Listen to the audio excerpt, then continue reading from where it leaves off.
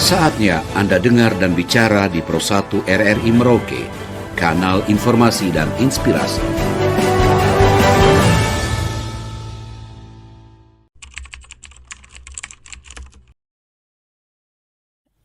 Dengan topik hari ini, ASI merupakan makanan terbaik bagi bayi. Memang kita ketahui bersama, sejak bayi itu lahir, makanan pertama yang dia dapatkan yaitu ASI. Dan ini merupakan haknya dia sebenarnya untuk mendapatkan ASI dari mamanya. Nah, kenapa sampai ASI itu memang menempati peranan penting? Karena memang 0 sampai anak itu berusia 6 bulan, itu hanya ASI saja. Itu yang biasa kalau kita sebut di dunia kesehatan, ASI eksklusif. Dan para ibu tidak perlu khawatir, anak saya harus makan apa, anak saya dikasih apa ya? Karena ASI itu sudah bisa memenuhi kebutuhan anak sampai usia 6 bulan. Sampai usia 6 bulan. Tanpa dikasih makanan apapun. Jadi dengan percaya dirinya si ibu, dengan senang hati, dengan sukacita, dia harus memberikan air susu itu bagi anak itu. Sampai usia 6 bulan.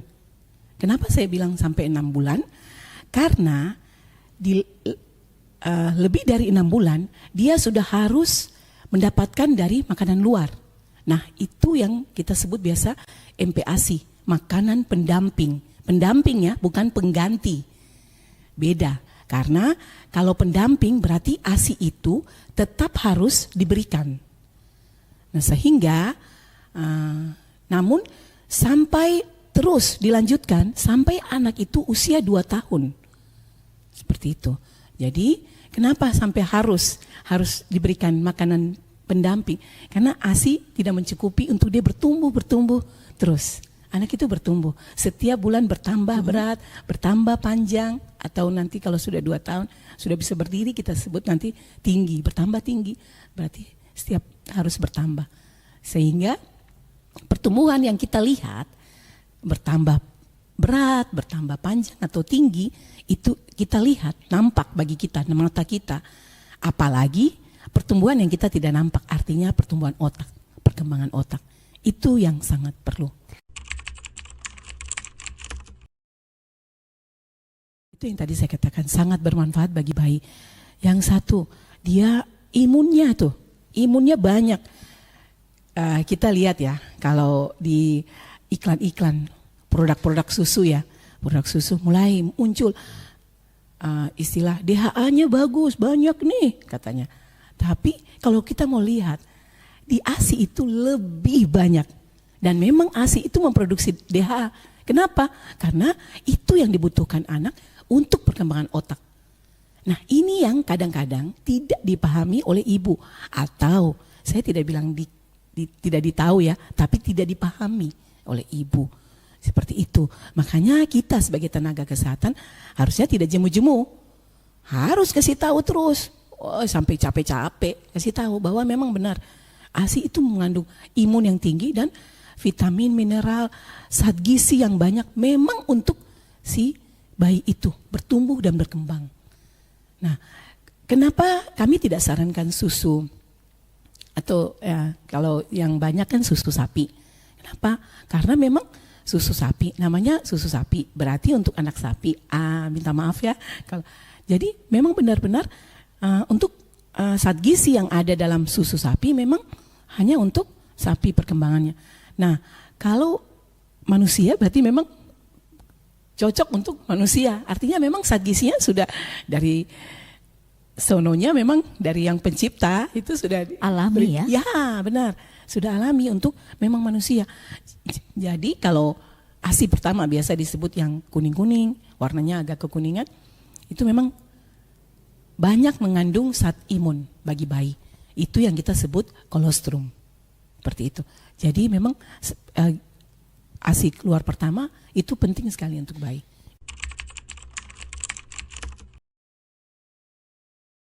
Ada juga karena, nah kedekatan kita dengan anak kita, yaitu bondingnya kita dengan anak. Jadi kalau kita memberikan ASI bagi anak, ketika kita memberikan ASI, kita sambil ngomong, sambil kasih tahu, apapun kita bisa kasih tahu sama anak. Telinganya dia sudah berfungsi, jadi dia mendengar dengan baik. Apapun yang kita mau beritahu bagi dia saat kita memberikan ASI, itu hal yang paling penting. Bahkan kalau kita mau ngajar tentang pelajaran saat misalnya ya 1, 2 sampai 10, atau kita mau ajar bahasa Inggris, boleh saat itu.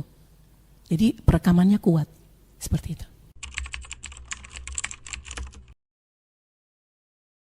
Itu yang tadi saya katakan, harus percaya diri. Ibu-ibu harus percaya diri. Percaya diri dari mana? Mungkin saya katakan bahwa memang kami ya, tenaga kesehatan juga kurang memberikan percaya diri itu bagi ibu-ibu. Saya paling ini sekali ya sama ibu-ibu kalau ke posyandu, saya ke posyandu, kemudian saya lihat ada yang pegang susu botol. Jadi agak orang bilang terlalu untuk ibu-ibu yang pegang susu botol itu yang ya, jadi susu ASI itu memang sangat bagus sekali dan sangat rugi kalau ibu-ibu itu tidak memberikan. Jadi kalau sampai dia tidak memberikan karena ketidaktahuan atau tidak paham, kemudian tidak mau karena hal lain, saya pikir itu itu sangat rugi sekali.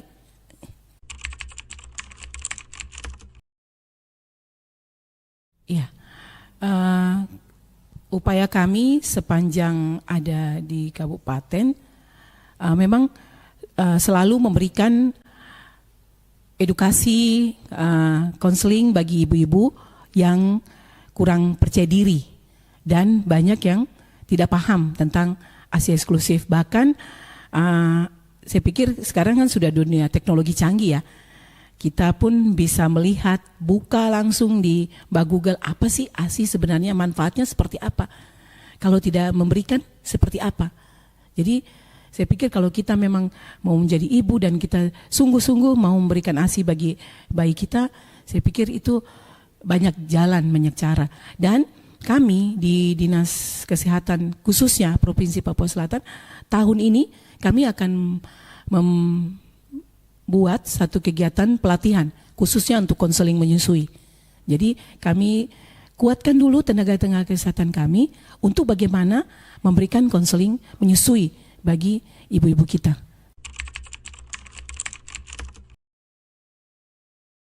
Menarik sekali, memang benar.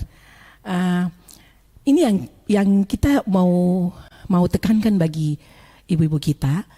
Nah, bagaimana membangun percaya diri itu memberitahu bagi mereka bahwa ketika anak itu lahir, memang satu uniknya, lambungnya dia sebesar, kalau pernah lihat buah kelereng, tahu kelereng? Ya, sebesar itu saja, hanya sebesar itu. Jadi kalau berarti yang volumenya kan sedikit sekali dan memang sesuai. Nah, kadang-kadang ibu-ibu datang, kenapa ASI saya sedikit? Terus mau banyak gimana? Lambungnya sebesar buah kelereng. Jadi mau banyak gimana? Memang sudah diproduksinya sesuai. Unik lagi, ASI akan keluar banyak itu sesuai dengan isapan si bayi. Saya ulang ya, isapan si bayi. Jadi kalau sering bayi mengisap ASI, maka semakin banyak ASI yang diproduksi. Menarik sekali, memang benar. Ini yang kita mau tekankan bagi ibu-ibu kita.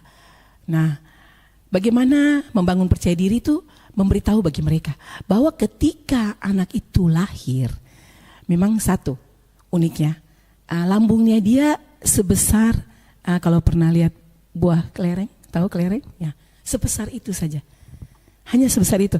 Jadi kalau berarti yang volumenya kan sedikit sekali dan memang sesuai. Nah kadang-kadang ibu-ibu datang, kenapa ASI saya sedikit?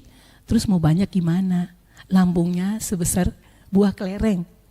Jadi mau banyak gimana? Memang sudah diproduksinya sesuai. Unik lagi, ASI akan keluar banyak itu sesuai dengan isapan si bayi. Saya ulang ya, isapan si bayi. Jadi kalau sering bayi mengisap ASI, maka semakin banyak ASI yang diproduksi.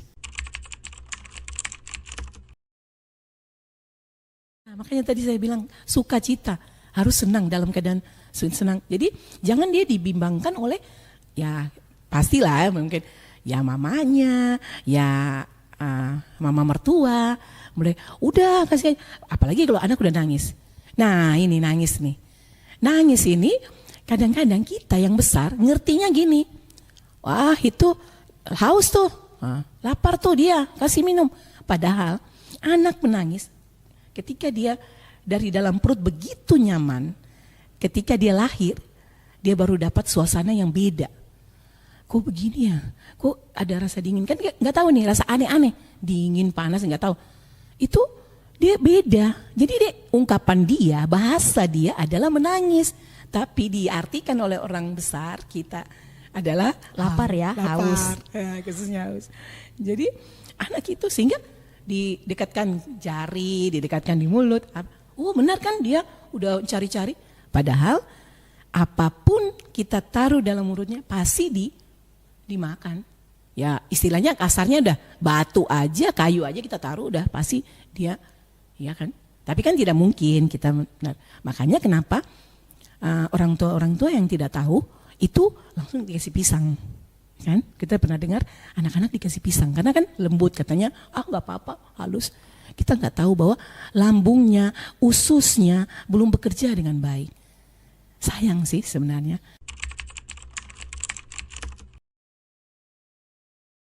Ya makanya tadi saya katakan bahwa memang kalau dia bersedia sudah mau memberikan ASI ke tenaga kesehatan, pasti kami bantu untuk menjelaskan bagaimana dia perlekatannya, dia bagaimana menggendong si bayinya. Jadi seperti itu. Jadi kami akan membantu, jelas sekali. Jadi ibu-ibu tidak usah khawatir, ke tenaga kesehatan aja akan dibantu oleh teman-teman di puskesmas, baik di puskesmas maupun di posyandu.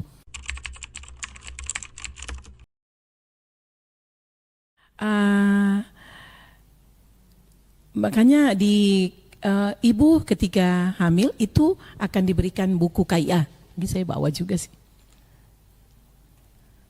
Buku kesehatan ibu dan anak.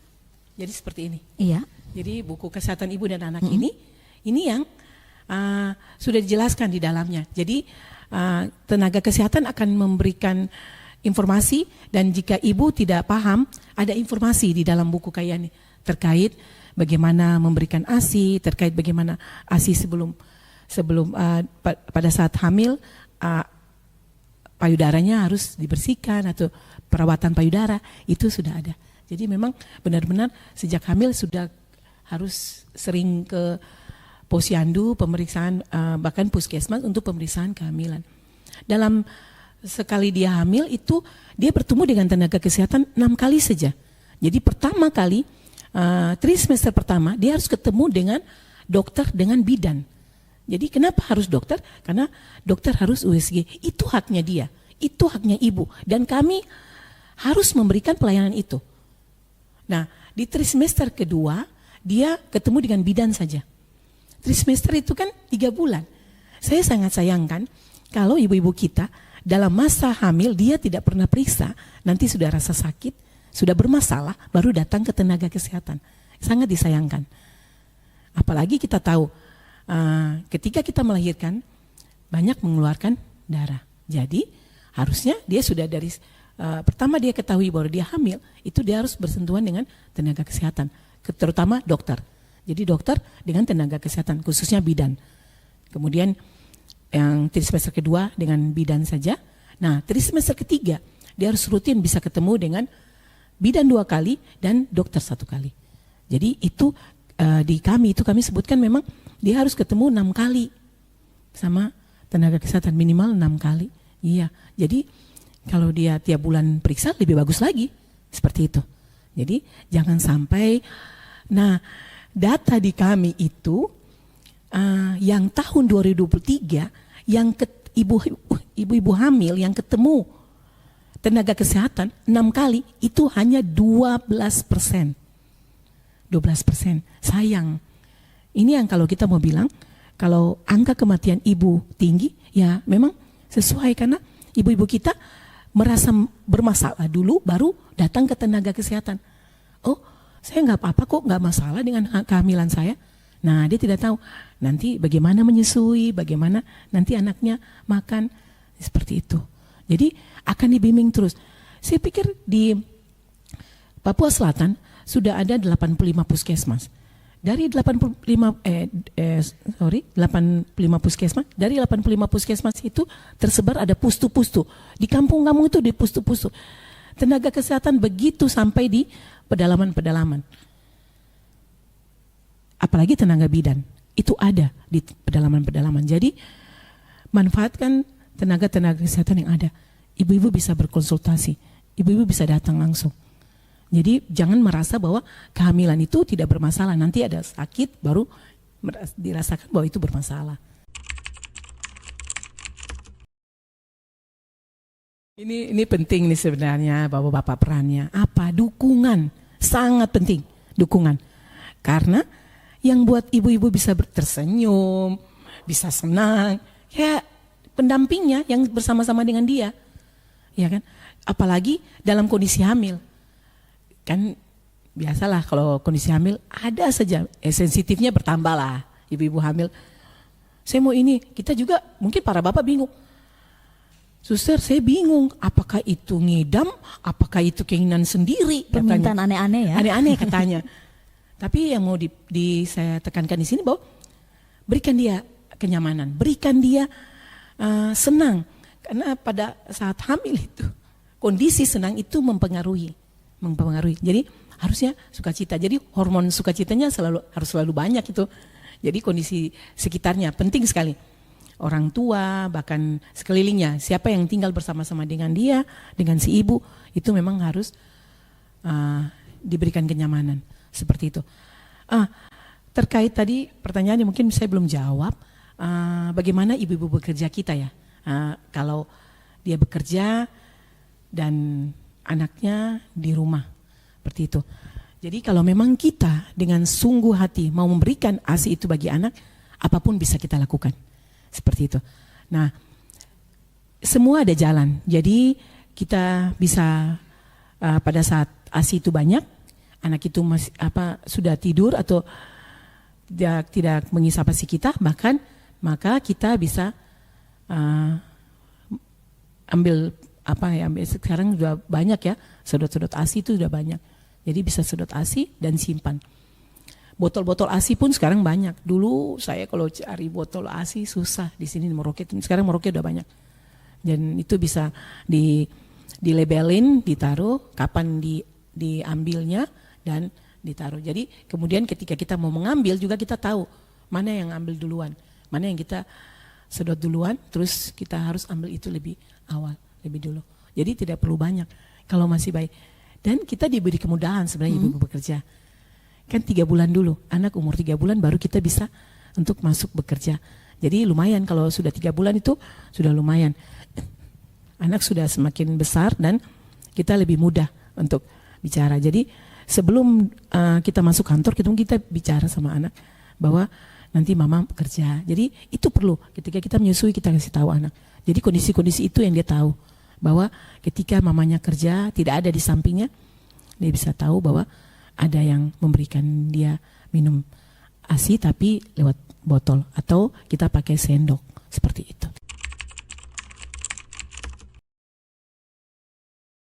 Ketika anak itu lahir, itu memang kalau ditaruh di dada, kalau di dunia kesehatan kami sebut inisiasi menyusu dini. Nah, itu untuk bagaimana kita memberikan ASI yang pertama itu. Nah, saya mungkin lihat data dulu ya. Kita lihat Siap. bicara data. Inisiasi menyusu dini untuk Kabupaten Merauke, untuk di Papua Selatan itu sangat bagus ya. Kalau saya mau bilang hampir semua yang lahir inisiasi menyusu dininya jalan. Karena Papua Selatan itu sampai 87% itu inisiasi menyusu dininya jalan. Jadi sampai 87%. Saya pikir berarti bagus. Nah, harapan kita, kenapa dikasih inisiasi menyusu dini? Anak ditaruh di dada, dibiarkan, itu hanya yang dibersihkan hanya bagian kepala, terus nggak dikorek-korek tuh, nggak dibersihkan sepenuhnya. Dan terlebih dari itu tangannya nggak usah dibersihkan. Kenapa? Karena di bagian tangannya itu kan dia dari perut. Jadi ketika dia merangkak ke dadanya ibu, itu sebenarnya satu untuk si ibu suatu pengalaman yang indah, dan dia bisa melupakan rasa sakit melahirkan seperti itu. Jadi ketika tangan-tangan kecil itu merangkak di dadanya ibu, dia merasakan, dia menggunakan indera peraba dan indera mencium. Jadi dia menggunakan tangannya untuk meraba dan hidungnya dipakai untuk mencium bekas dari pijatan tangan ke dadanya ibu, dia langsung cium biar dia bisa merangkak ke yang situ, ke bagian payudara. Jadi lucu sih, unik kalau kita lihat seperti itu, senang sih sebenarnya. Dan itu kita biarkan panjang 1 jam untuk dia sampai menemukan payudaranya si ibu dengan bau dari tangan yang masih bau dalam perut itu, kemudian dengan rangkak kecil, kaki kecilnya merangkak di perutnya ibu. Itu sungguh luar biasa sih saat yang 1 jam awal itu untuk si ibu. Kalau saya sih sangat merasakan, namun anak saya yang nomor 2 dan nomor 3 yang dan itu tidak terulang lagi tuh. Iya Bu, untuk 1 jam itu. ini apakah ibu yang baru melahirkan ini ketika kualitas ASI-nya sangat baik dan juga banyak, apakah memang langsung sudah memperoleh air susu yang memang berkualitas? Iya, bisa langsung. Itu colostrum itu, ya. Jadi dia ketika dia dapat, dia bisa menghisap, ya kita biarkan aja sampai dia menghisap sampai colostrum itu, seperti itu. Jadi kadang-kadang ibunya sudah tidak gelisah karena rasa sakit atau seperti itu yang membuat tenaga kesehatan kita juga tidak sabar ya, langsung mengangkat anak tersebut dan menaruh di payudara. Kadang-kadang seperti itu, tapi itu sebagian kecil saja dari yang terjadi.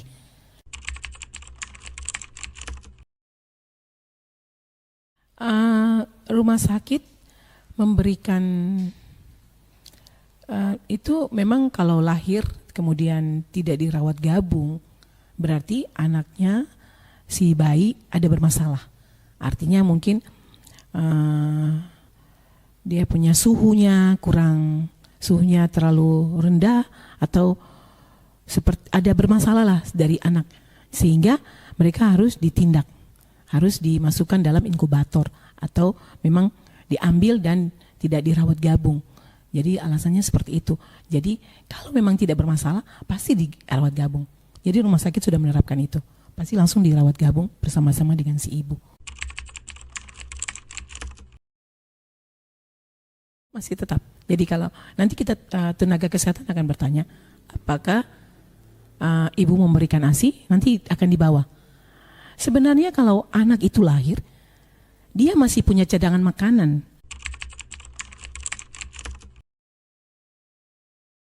3 hari. Jadi dia punya cadangan makanan dari mamanya itu masih ada sampai dia umur 3 hari. Masih bisa. Jadi kita tidak perlu ragu. Kadang-kadang kita anak lahir terus nggak punya air susu, terus mulai takut. Padahal cari susu formula. Ya, mulai takut kan. Nangis. Apalagi nangis kan. Nangis kan kondisi bukan, tadi saya katakan bukan kondisi yang hanya karena lapar, haus. Kondisi tidak nyaman. Tidak nyaman. Dia nyaman sangat di dalam perut. Ketika harus lahir, ketemu dunia, nah dia mulai kenyamanannya sesuatu yang terganggu berbeda, ya, seperti itu.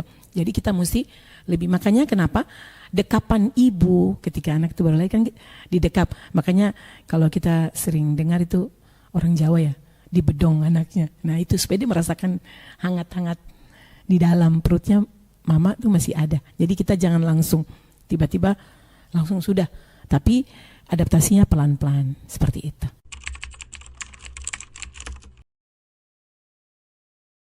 Tidak perlu ragu. Yang tadi saya katakan, isapan bayi membuat produksi ASI semakin banyak. Jadi ibunya juga mungkin makan apa saja, Yang penting seimbang. Satu, ada di situ ada nasi, di situ ada lauknya, di situ ada sayur, di situ ada buah. Seperti itu. Jadi seimbangnya di situ. Kenapa?